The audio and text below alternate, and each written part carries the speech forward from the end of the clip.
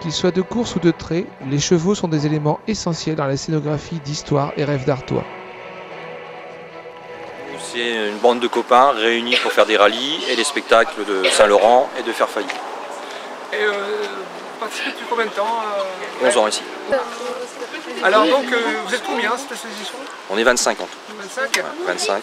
Et tous participent au spectacle? Non, pas tous. J'en ai 3 ou 4 qui ne font pas.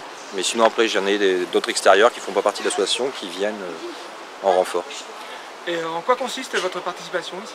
Ici, vous avez vu les chevaux, puis passer, faire des scènes type. On a Napoléon, on a les soldats français, on a les barbares, on a la traversée d'affiches, des trucs comme ça pour apporter un plus.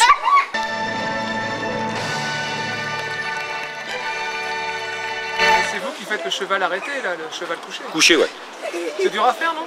C'est quelques heures de travail, on va dire. Alors et vous? Les cavalières, ça fait combien de temps que vous participez à ce spectacle? Ça dépend, il y en a 5 ans, 2 ans, là, il y en a c'est la première année, alors il faut s'adapter justement. Et vous, c'est la première année? C'est la deuxième année. Qu'est-ce que ça vous fait de participer à ce spectacle?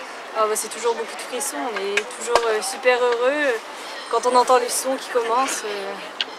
Ça donne toujours de l'adrénaline.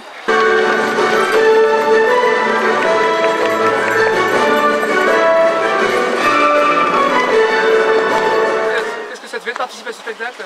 On est heureux, on est content. C'est aussi l'occasion de tous se retrouver avec l'association et tout. Et puis c'est quand même bien de se présenter devant 1600 personnes. Donc on essaye de faire de notre mieux et tout pour que tout le monde soit content, quoi.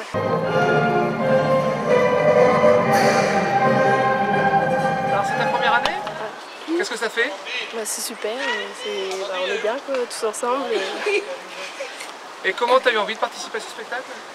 En les connaissant, avec la connaissance de la chevauchée.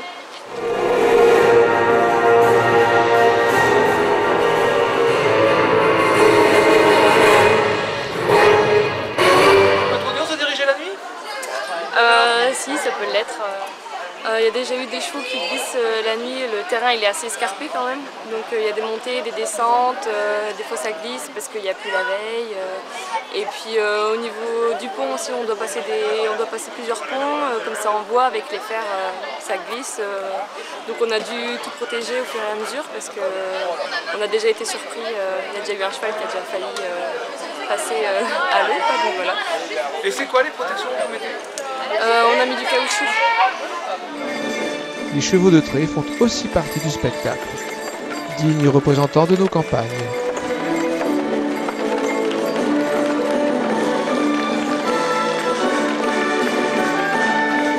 Vous participez au spectacle depuis combien de temps?